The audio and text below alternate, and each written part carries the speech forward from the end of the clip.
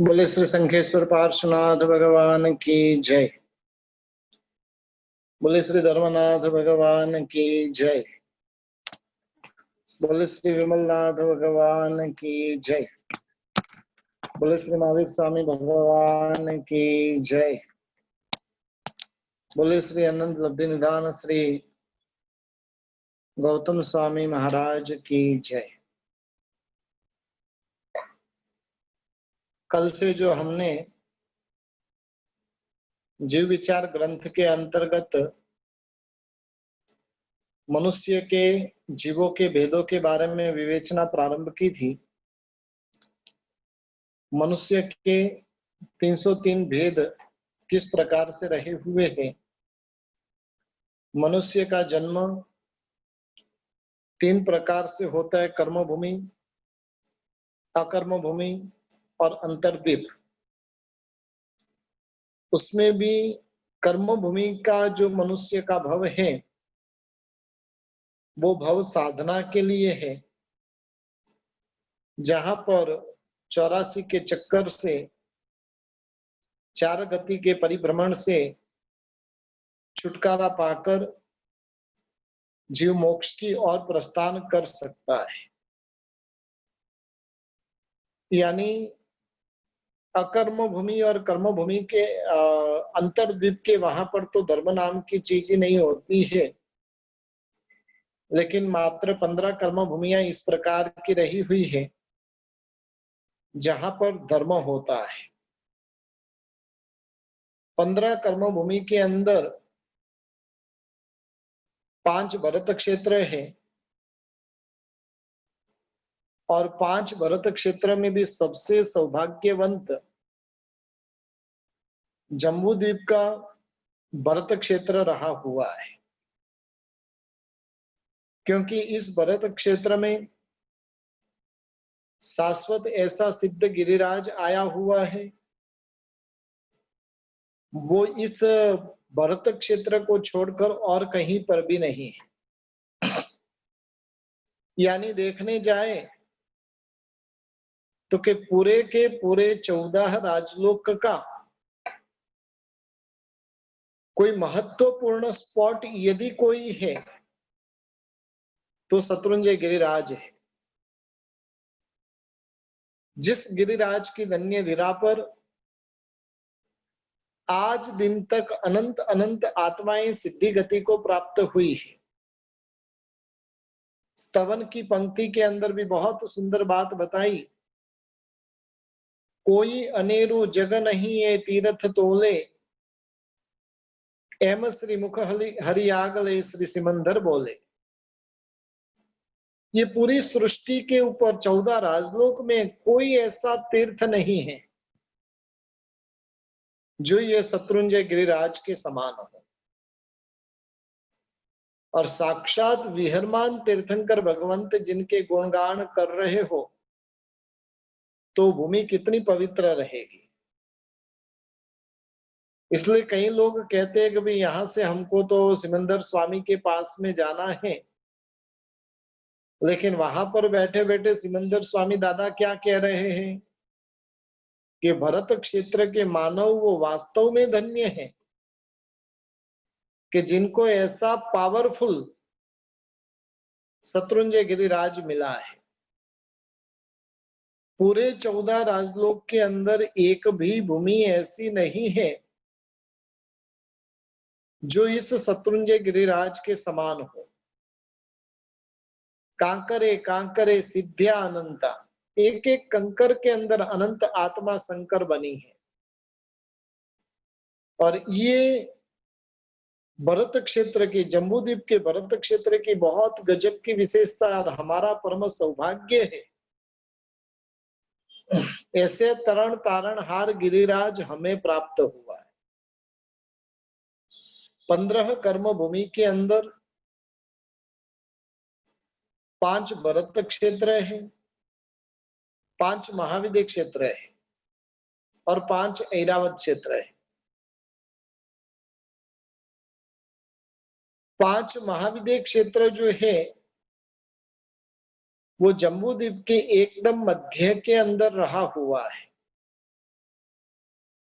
और महाविदेह क्षेत्र के एकदम मध्य के अंदर मेरु पर्वत रहा हुआ है। हर एक महाविदेह में 32-32 विजय रही हुई है। हमारा जितना भरत क्षेत्र है उतना बड़ा तो वहां का देश रहता है, और इतनी विशाल भूमि महाविदेह क्षेत्र की है। वर्तमान के अंदर महाविदेह क्षेत्र की धन्य धरा को पावन करने वाले ऐसे तीर्थंकर भगवंत भी वहां पर विचरण कर रहे हैं। महाविदेह क्षेत्र के अंदर 32 विजय रही हुई है, और उन 32 विजय के अंदर 4 विजय के अंदर वर्तमान के अंदर साक्षात तीर्थंकर देवों का विचरण चल रहा है। जम्बूद्वीप की महाविदेह की 5-4 विजय के अंदर 8वीं पुष्कलावती नाम की विजय के अंदर सिमंदर स्वामी, 9वीं वत्स नाम की विजय के अंदर सुबाहु स्वामी बाहु स्वामी, 24वीं नलिनी विजय के अंदर सुबाहु स्वामी, 25वीं वप्र विजय के अंदर युगमंदर स्वामी वर्तमान के अंदर केवल ज्ञान पाकर इन महाविदेह क्षेत्र को वो पावन कर रहे हैं। जब जगन्य से 20 तीर्थंकर की संख्या होती है तो 20 तीर्थंकर महाविदेह क्षेत्र के धन्य धरा पर होती है।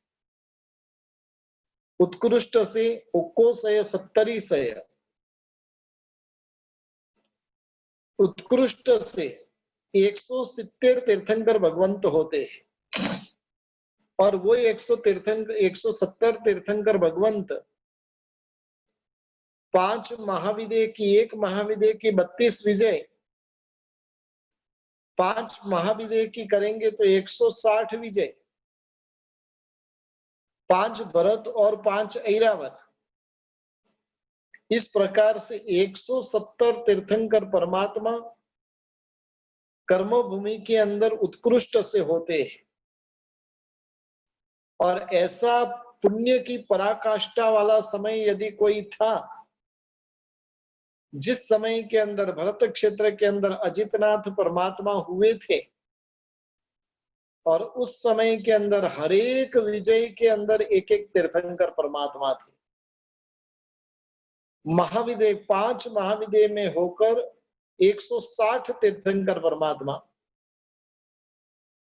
भरत और ऐरावत के मिलाकर 170 तीर्थंकर परमात्मा इस पृथ्वी तल पर पावन कर रहे थे।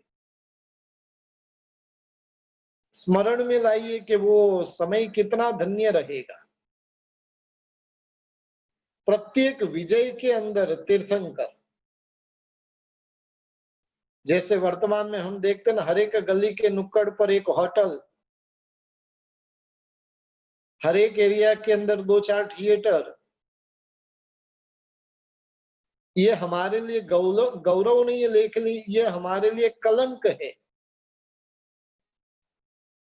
जबकि इस धन्य धरा को पावन करने का काम अजितनाथ परमात्मा के समय के अंदर 170 तीर्थंकर परमात्माओं ने किया था। अब कल्पना कीजिए कि 170 तीर्थंकर परमात्मा तो साधु और साध्वी जी कितने। हाँ, समण कोड़ी सहस्र थुणिजय नित्य विहाणी, 9,000 करोड़, कितने? 9,000 करोड़ साधु भगवंत इस पृथ्वी तल को पावन करते थे उस समय के अंदर। और 9 कोड़ी हिम केवलिना, 9 करोड़ केवल ज्ञानी तीर्थंकर परमात्मा। एक तीर्थंकर परमात्मा केवल ज्ञानी रहे तो उसका प्रभाव इतना गजब का रहता है। कल्पना कीजिए कि जहां पर 9 करोड़ केवल ज्ञानी भगवंत है तो उस धन्य धरा, वो धरा कितनी पावन बनी हुई रहेगी।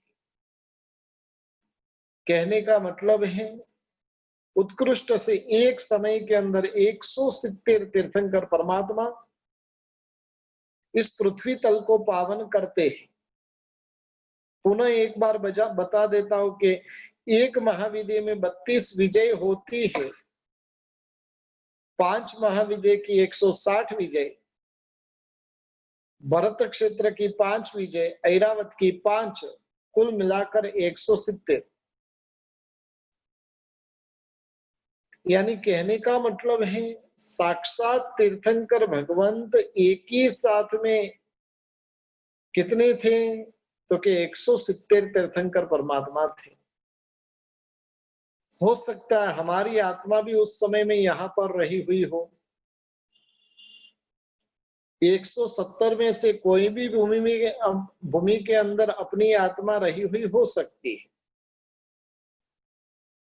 लेकिन फिर भी हमारा कल्याण हुआ नहीं। उसके पीछे कारण क्या?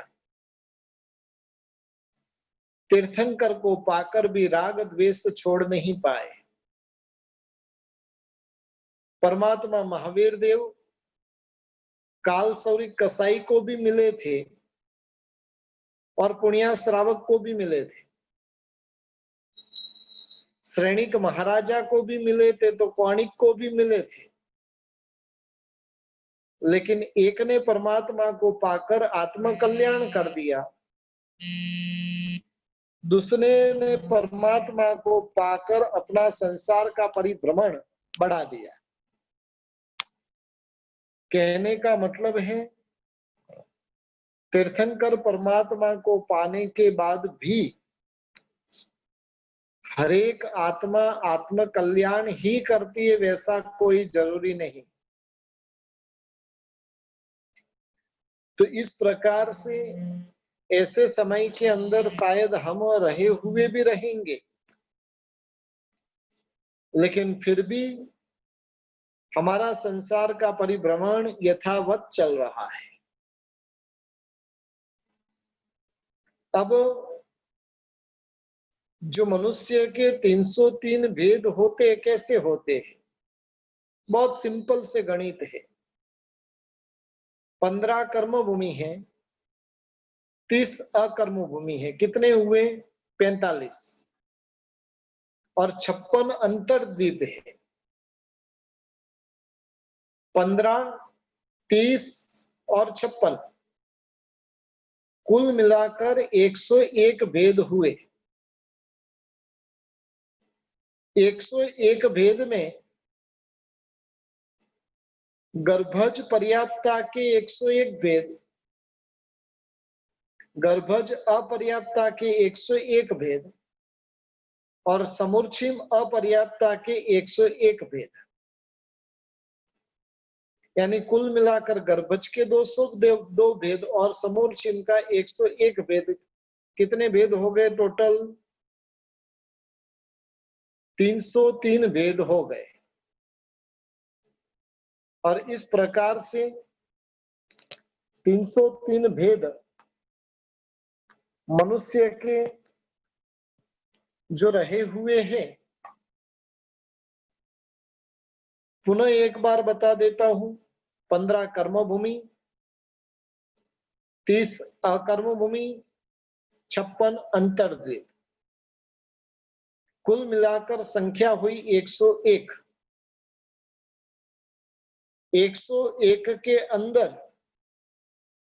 गर्भज पर्याप्ता के 101, गर्भज अपर्याप्ता के 101 और समूर्छिम अपर्याप्ता के 101, कुल मिलाकर 303 भेद मनुष्यों के होते हैं। उसमें भी 101 जो पर्याप्त मनुष्य के भेद है, उसमें भी अधिकतर मनुष्य तो ऐसे कि अनार्य कुल के अंदर उनका जन्म होता है। अनार्य कुल में जन्म होने के कारण उन्हें धर्म वो दुर्लभ बनता है। धर्म की अनुकूलता मात्र और मात्र आर्य कुल के अंदर ही होती है। अनार्य कुलों के अंदर धर्म की अनुकूलता आदि कुछ भी प्राप्त होती नहीं।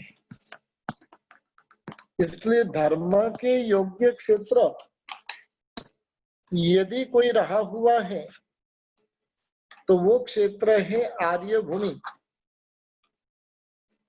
मात्र आर्य कुल के अंदर ही धर्म की प्राप्ति हो सकती है और इसलिए धर्म की प्राप्ति अत्यंत ही दुर्लभ बताई है। दुर्लभ ऐसे धर्म की प्राप्ति होने के बाद में उसके अंदर प्रमाद नहीं करना, वो बहुत महत्वपूर्ण भूमिका रही हुई है। यानी मनुष्य भव की प्राप्ति होने के बाद में भी अधिकतर मनुष्य जो है वो अकर्म भूमि के अंदर ही उत्पन्न होते हैं। बहुत ही कम मनुष्य कर्म भूमि के अंदर उत्पन्न होते। अब देखिए, अकर्म भूमि के क्षेत्र कितने और कर्म भूमि के क्षेत्र कितने? 101 क्षेत्र आपको बताए, उसमें 30 और 56 86 क्षेत्र जो रहे हुए हैं वो अकर्म भूमि के हैं। मात्र कितने क्षेत्र कर्म भूमि के योग्य है? 15। 15 कर्म भूमि के योग्य क्षेत्र में भी लगभग जो कर्म भूमि भी है उसका अधिकतर समय ऐसा जाता है कि अकर्म भूमि जैसा ही जाता है। पहला आ रहा, दूसरा आ रहा, तीसरा आ रहा, अकर्म भूमि जैसा है।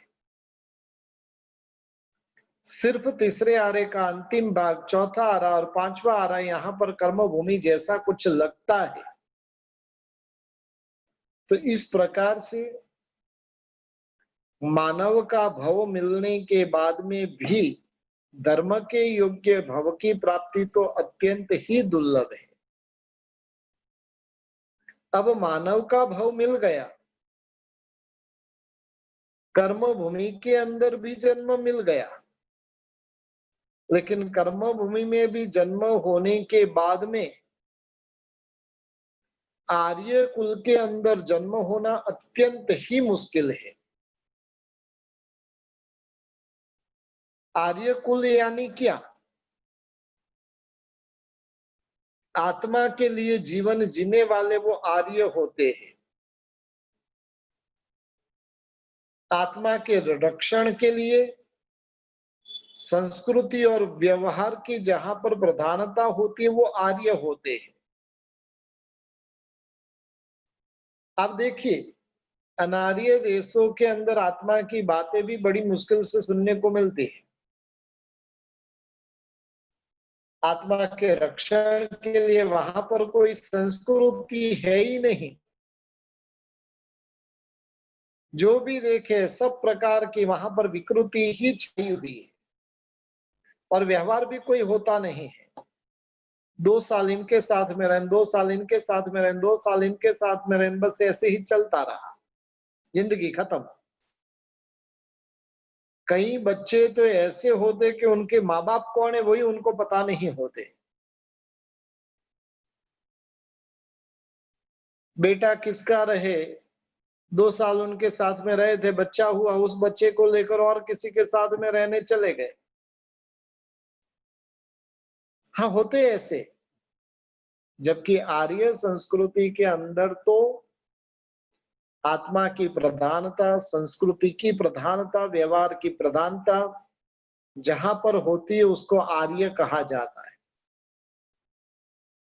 15 कर्म भूमि के अंदर 6 खंड होते हैं। 3 खंड तो पूरे के पूरे अनार्य से भरे हुए रहते हैं। वैटाढ़ पर्वत बीच में आने से वो खंड 2 भागों में विभाजित हो जाता है और वहां पर चक्रवर्ती के अलावा कोई भी जा सकता नहीं है। अब बचे हुए 3 खंड के अंदर भी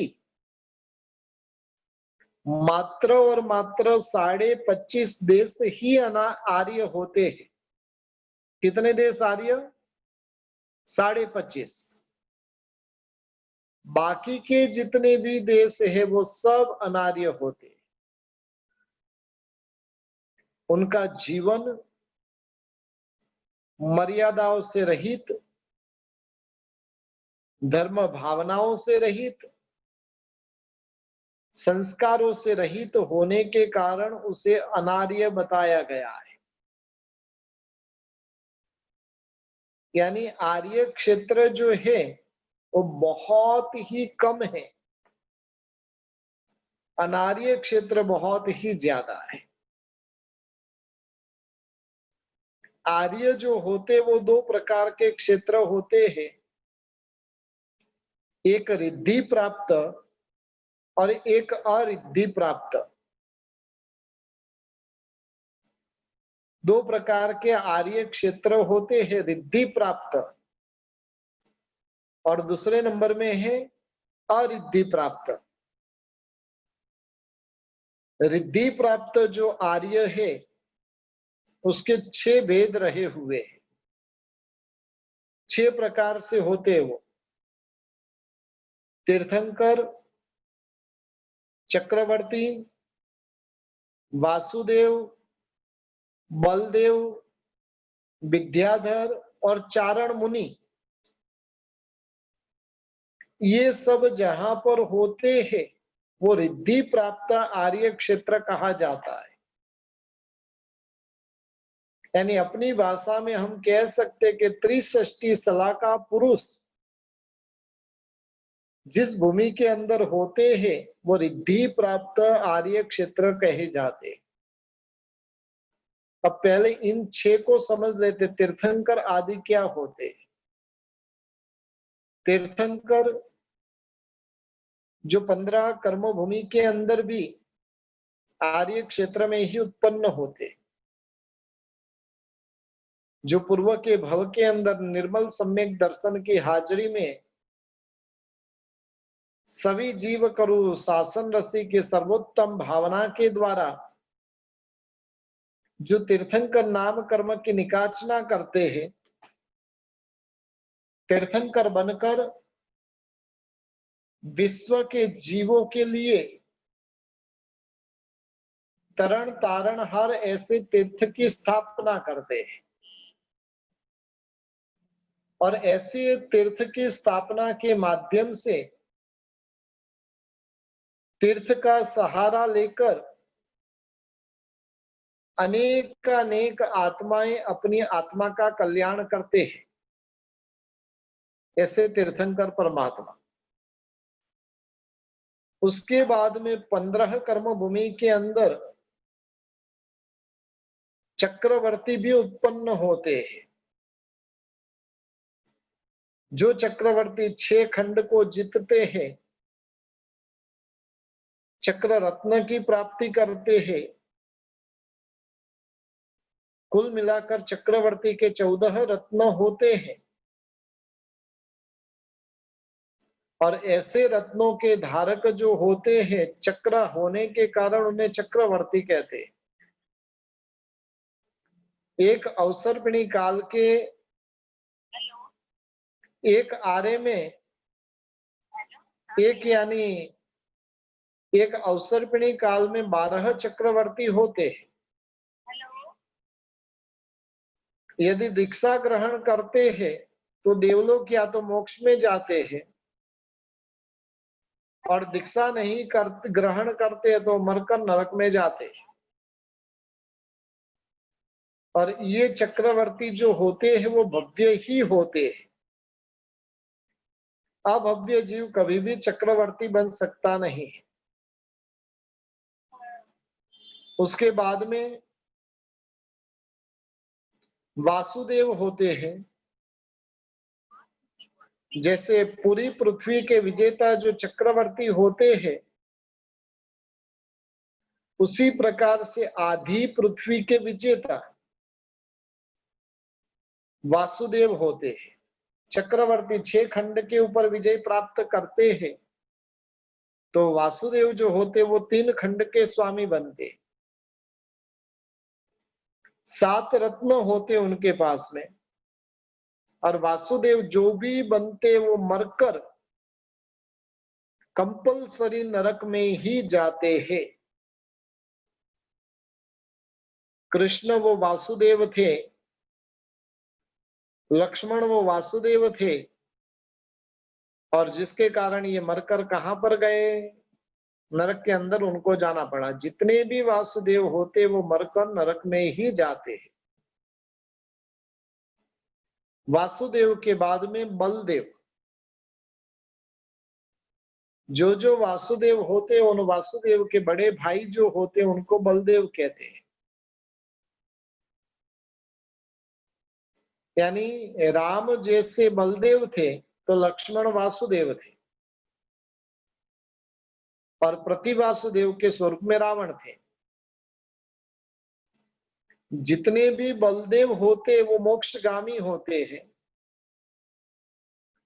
दीक्षा लेते हैं और दीक्षा लेकर मोक्ष में जाते हैं। कहने का मतलब है 24 तीर्थंकर, 12 चक्रवर्ती, 9 वासुदेव, 9 प्रति वासुदेव, 9 बलदेव, और उसके बाद में विद्याधर मुनि, विद्या को धारण करने वाले, ऐसे कुल के अंदर उत्पन्न होने वाले, यानी उसको ऐसे कुल में उत्पन्न होने से उन्हें विद्याधर कहे जाते हैं। और विद्या को धारण करने वाले जब दीक्षा लेते हैं तब वो विद्याचारण मुनि कहे जाते हैं। विद्या के बल से आकाशगामिनी आदि अनेक प्रकार के उनके पास में विद्या होती है, और जिसके माध्यम से अनेक तीर्थों के दर्शन आदि के लिए वो जाते हैं। उसके बाद में है चारण मुनि। चारण मुनि का अर्थ होता है जिनके पास में चरण यानी गमन, जंघा के माध्यम से जाने आने की शक्ति जिनके पास में प्रकट होती है, ऐसी लब्धियां जहां पर जिसको प्राप्त होती है, और वैसे जो मुनि भगवंत होते हैं उनको चारण मुनि कहते हैं। तप और चारित्र के बल से विशिष्ट शक्ति उत्पन्न होती है, और इस प्रकार से उनके पास में भी आकाशगामिनी आदि विद्याएं होती है। और इस हिसाब से चारण मुनि भी क्या करते हैं, आकाश के माध्यम से अनेक तीर्थों की यात्रा आदि के लिए जाते हैं। यानी दुनिया की वास्तविक रिद्धि जो है वो ये सब है। तीर्थंकरों की प्राप्ति होना, चक्रवर्ती की प्राप्ति होना, वासुदेव, बलदेव, विद्याधर, चारण मुनि, इन सब की प्राप्ति होना, यानी जिस क्षेत्र के अंदर इस प्रकार के महापुरुष जहां पर होते हैं उसको रिद्धि प्राप्त क्षेत्र कहते हैं। और फिर अरिद्धि प्राप्त क्षेत्र जो है वो 9 प्रकार से बताने में आया है। क्षेत्र, जाति, कुल, कर्म, शिल्प, भाषा, ज्ञान, दर्शन और चारित्र, ऐसे कुल मिलाकर 9 प्रकार से अरिद्धि प्राप्त आर्य बताने में आए हैं। जिन क्षेत्रों के अंदर, जहां पर क्षेत्र आर्य यानी क्या,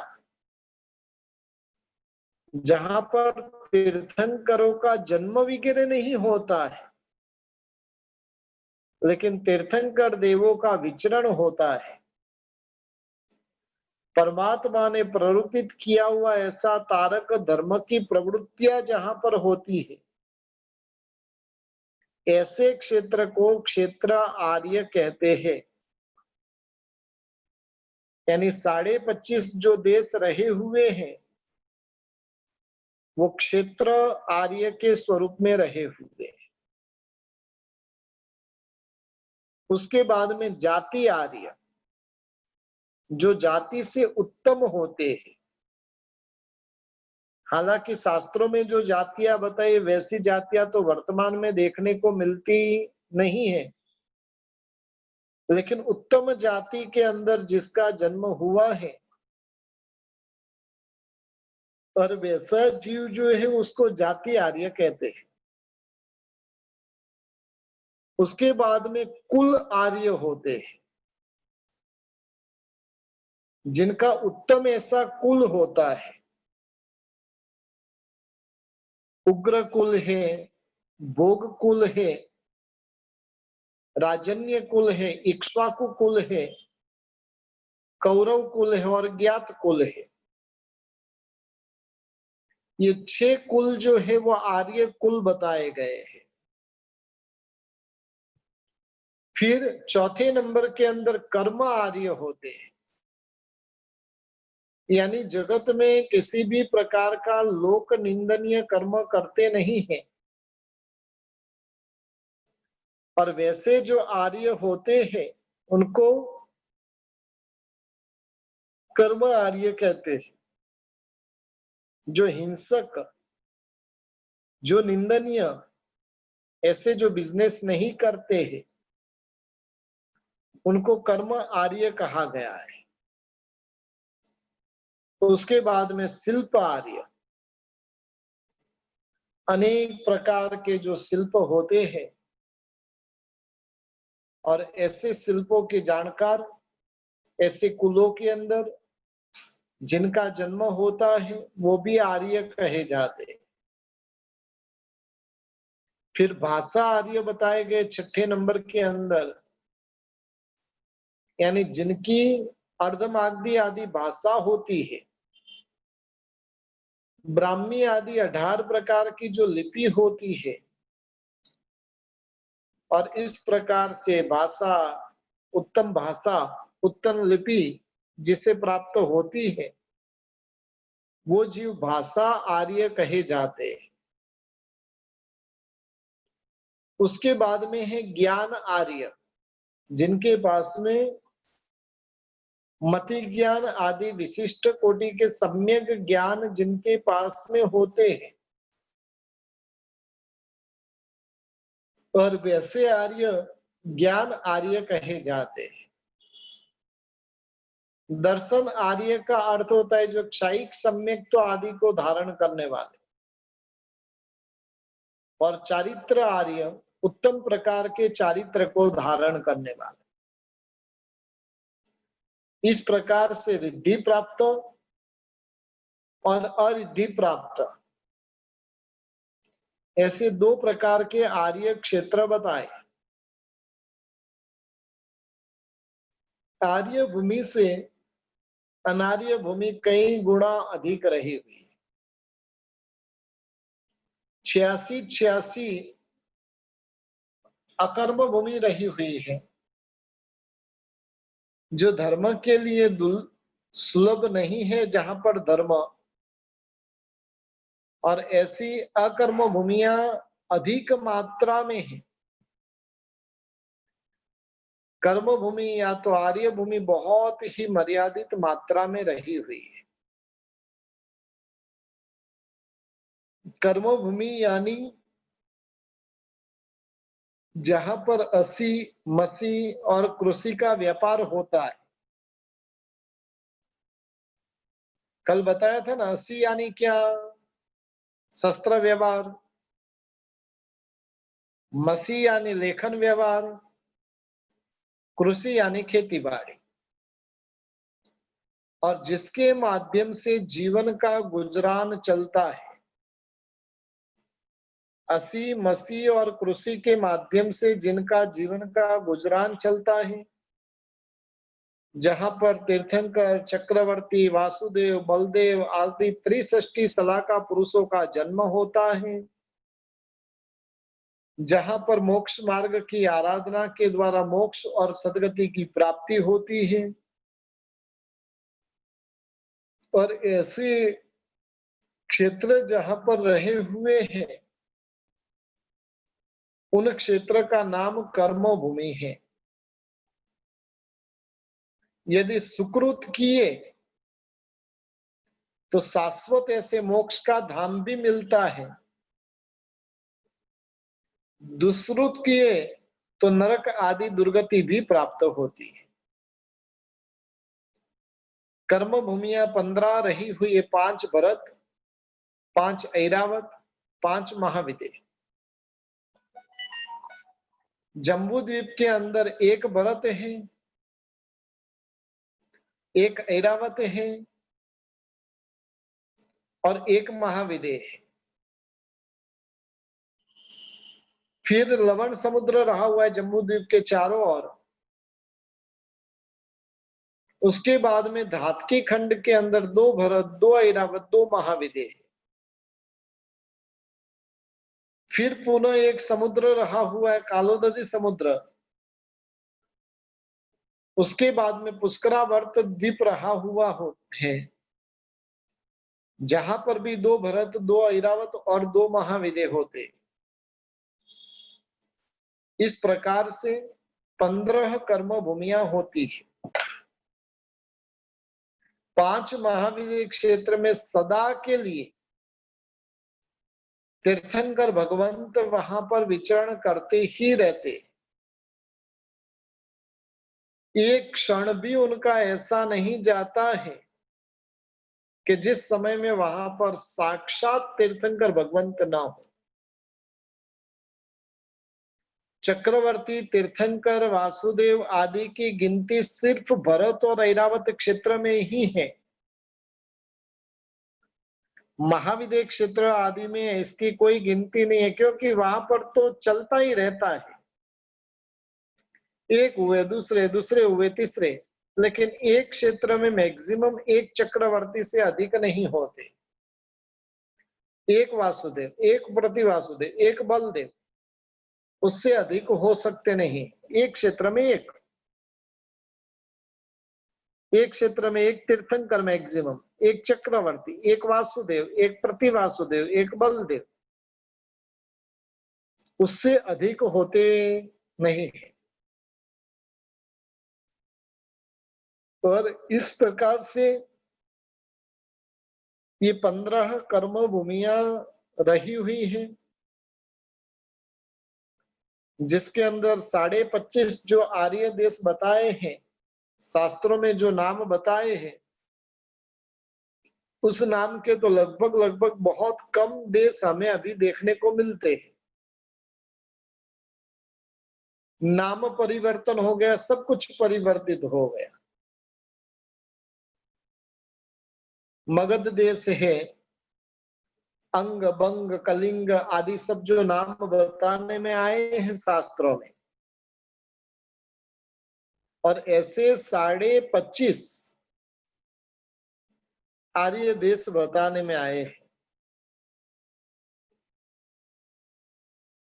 अंतिम में सोरठ देश, जहां पर क्या है, इस धरती का सौभाग्य है। कोई कहे घूमने फिरने के रसिक बोलने दो कि भाई दुनिया का स्वर्ग वो स्विट्जरलैंड है, लेकिन धार्मिक लोगों के लिए तो स्वर्ग कहां पर है, तो कि सोरठ देश में है। आप बोलते हो रोज सुबह में, सोरठ देश मां संचरियो न चढ़ियो गढ़ गिरनार। सोरठ देश के अंदर 2 बड़े तीर्थ, और ऐसे सोरठ देश का आधा भाग जो है वो आर्य देश कहा गया है।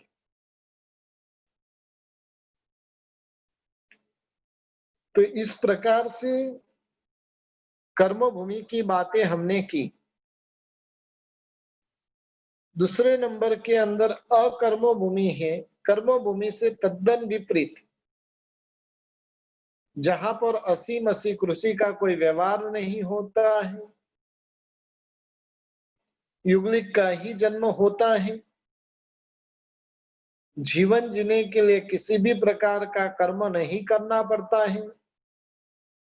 जो कुछ भी चाहिए वो कल्प वृक्षों से प्राप्त करते हैं। दो का साथ में जन्म होता है, साथ में मरते हैं, और मरकर नियमा देवलोक के अंदर ही उत्पन्न होते हैं। वहां पर धर्म नाम की कोई चीज होती नहीं, व्यवहार धर्म किसी भी प्रकार का वहां पर नहीं होता है। संकित हो सकता है लेकिन धर्म वहां पर नहीं होता है। अल्प कसाई वाले वो जीव होते, पहले संग्रहण वाले, पहले संस्थान वाले, किसी भी प्रकार का वाहन वगैरह का वाहन आदि वहां पर होते ही नहीं है। खाने पीने के लिए भी नहीं दूध है, नहीं अनाज है, कुछ भी होता नहीं। ये सब हमारे ये कर्म भूमि में है। अकर्म भूमि में तो जो भी प्राप्त करना है कल्प वृक्षों से प्राप्त करना है। अकर्म भूमि में जन्म पाए हुए मनुष्यों का जो देह होता है वो भी सुगंधित होता है। श्वासोश्वास भी जिनका होता है कमल के जैसा होता है। कंठ जिनका मधुर होता है। और इस प्रकार से जहां का शरीर बहुत ही अद्भुत कोटि का होता है, कल्प वृक्ष जो होता है, और वो कल्प वृक्ष के माध्यम से अपने अपने सुखों को प्राप्त करने वाले होते। वहां की जो मिट्टियां भी जो होती है वो गन्ने से अधिक मीठी होती है। गन्ने की जो मिठास होती है ना, उससे भी अधिक मिठास वहां की मिट्टी की होती है। गंदगी का सदा के लिए वहां पर अभाव होता है। मच्छर आदि तुच्छ जो विकलेंद्रिय कहे जाते हैं वो उनका भी अभाव होता है। रोग आदि वहां पर उत्पन्न होते नहीं है। पूरी जिंदगी भर तक 3 पल्योपम का आयुष्य रहे तो 3 पल्योपम में कभी भी उनके शरीर में एक बुखार भी पूरी जिंदगी में कभी भी आता नहीं है। एक उबासी आती है, छींक आती है और मृत्यु को प्राप्त हो जाते। नहीं जन्म की अधिक वेदना, नहीं मरण की अधिक वेदना। मृत्यु के 6 महीने पहले एक युगल को जन्म देते हैं। 49 डेज तक उनका पालन करते हैं। 7 दिन तक यौवन अवस्था प्राप्त कर भोग को समर्थ बन जाते। कितने के जीव यहाँ पर सम्यक तो लेकर आते तो कितने के जीव नया सम्यक तो भी यहाँ पर प्राप्त करते। युगलिक तिर्यंच वगैरह भी जो होते तो वो भी संकितधारी होने की संभावना होती। यहाँ के मनुष्यों को जो है यानी स्त्री तिर्यंच जो होते हैं उनको क्षायिक संकित होता नहीं है। युगलिक तिर्यंच भी जो होते हैं वो भी मरकर देवलोक में जाते हैं। मनुष्य तो देवलोक में जाते ही है, लेकिन जो युगलिक भी तिर्यंच होते हैं, बाघ रहे, सिंह रहे, चित्ता रहे, ये सारे के सारे अहिंसक होते हैं, अल्प कसाई होते हैं और जिसके कारण मरकर देवलोक में जाते। ऐसी 30 अकर्म भूमि रही हुई है। अब देखिए फिर से अपन एक बार गिनती कर लेते। 5 भरत क्षेत्र है, जम्बू द्वीप में 1, दातकी खंड में 2, अर्ध पुष्कर द्वीप में 2, 2 2 4 1 5। जैसे भरत है वैसे ऐरावत, वैसे ही महाविद्य क्षेत्र। तो 15 कर्म भूमि हो गई। अब 30 अकर्म भूमि रही हुई है। अकर्म भूमियों के नाम वगैरह का वर्णन लघु संग्रहणी ग्रंथ के अंदर मिलता है। हिमवंत क्षेत्र, हिरण्यवंत क्षेत्र, हरिवर्ष क्षेत्र, फिर रम्य क्षेत्र और महाविद्य क्षेत्र में रहा हुआ देव कुरु और उत्तर कुरु। ये जम्बू द्वीप में 1 1, दातकी खंड में 2 2 और अर्ध पुष्करावर्त द्वीप में 2 2। 6 × 5 कर दिया, यानी 30 हो गए।